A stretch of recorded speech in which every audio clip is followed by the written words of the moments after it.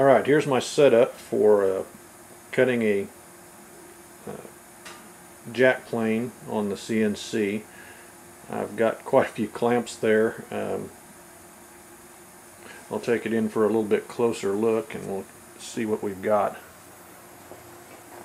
It looks like one board, but I have two separate pieces here. They're the same thickness and they're quarter sawn. This is red oak. I'll also have some plywood backers here and up top, so when the cutter comes out it won't blow out the sides with grain on the top and the bottom. Zoom out a little bit here, and I've just got those held on with these Jorgensen clamps on the ends. I've also got some backers here clamped against both sides. Since these two clamps here, they're as tight as I can get them, but you can still get some movement. You can still move that out of there. So one clamp on each end is just not enough. So by putting these plywood pieces down here against there, tightening them to the table, the whole thing is solid. It can't move.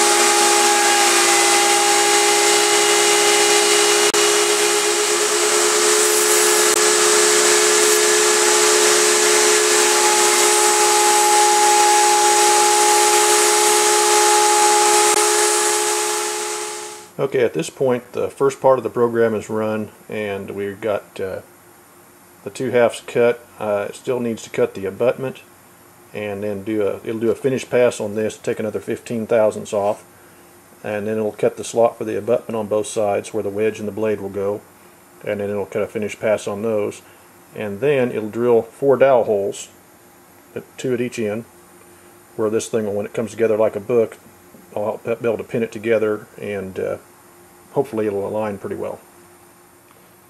Alright, there we have it all cut out and drilled for the alignment pins, and it's on to the next step. Here we have our two jack planes side by side. I don't know if you can see the pencil lines or not, but you can see that the plane on the left is kind of beveled to the front. It opens up wider at the top. The same thing will have to be done with the chisel on the plane on the left, or excuse me, the right. There you can see the pencil lines there. And they'll taper down. It won't get any wider at the bottom, but it'll get wider at the top to make chip extraction a little bit easier if you have to reach in and grab them. Alright, just getting started on paring down the inside of the mouth. This area here, from there up to here, needs to taper down to nothing at the sole of the plane. So I'm basically just got a little sharp 1/4 inch chisel here, and I'm just kind of working it out of there a little at a time.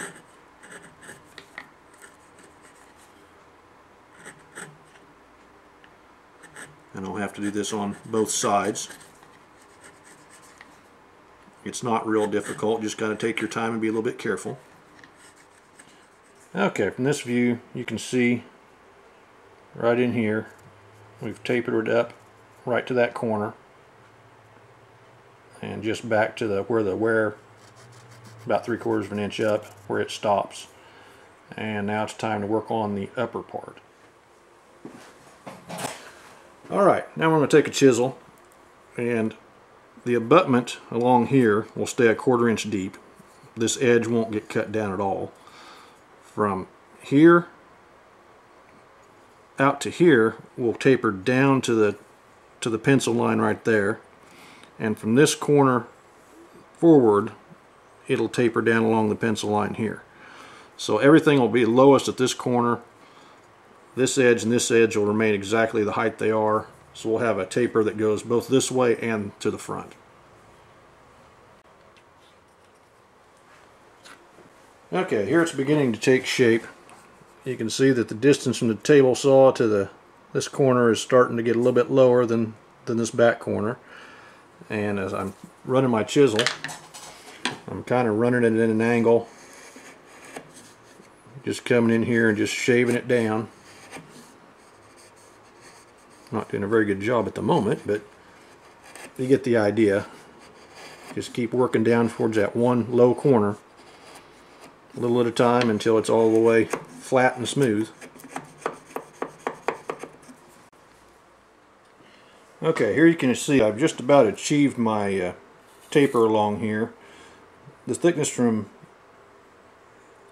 this inside abutment to the outside is 3/8 of an inch, and from this corner here to the outside is also 3/8. Didn't take anything off of this height here. Went at it with a 1/2 inch chisel. Probably could have used a little bit wider one. Once I got it pretty close, I just turned it down and started going at it with a plane maker's float, and just to kind of flatten it, take the chisel marks out and just clean up the last little bit. This takes a very fine cut, but it does make shavings, not sawdust, like a file. And sometimes you have to change the direction you attack it from just to get it to do what you want, but it makes a nice smooth surface. It'll be a nice flat taper. It won't have any bumps or humps in it. And how important that is up to you. For me, it's just about get it to look nice. My first plane, this surface wasn't all that flat and smooth. It was smooth, but it had some bumpies in it and stuff, and it really doesn't affect the way the plane works. Alright, there's the mouth opening all finished up. It's of course widest at the front here, tapers down to the point at the bottom, and tapers back. That's pretty much all the forming that needs to be done on the inside of this plane. Other than once it's glued together, making sure that it's perfectly flat on the bed where the blade seats. This part here isn't quite as important, but I'll hit it with the float also, just to make sure that it's, it looks good. So I'm getting closer. Alright, I just about forgot. We need to cut the eyes on this, which smooths this edge over and opens it up a little bit more again, so you can get your fingers in there to get chips out. And it's pretty much just a freehand operation. I've got this half of the plane, it's not clamped down, but it's wedged between 3 surfaces, so it can't go anywhere. And just have to kind of slowly work it out until you get the shape and the size that you want.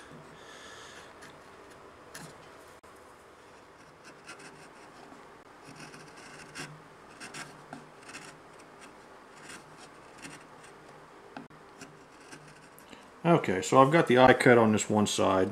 I probably will work on it a little bit more. Maybe cut it back a little bit farther here. It's roughed in, you can get an idea what it looks like, but it basically breaks the edge and opens it up a little bit so you can get your fingers down inside if you need to clear chips. One of the nice things about having this plane in 2 halves is that once I cut that eye, I can match my 2 halves up until that my ends are pretty much lined up and my curves look similar, the depth is the same. So I'll have pretty good symmetry when I put it together. I've got a little sanding to do on this and kind of clean it up a little bit, but they look pretty good. Okay, there you can see the plane with the completed eyes, sanded out and pretty well shaped, nice and symmetrical, and that will give me plenty of room to get my fingers in there and not cut them on the sharp corners.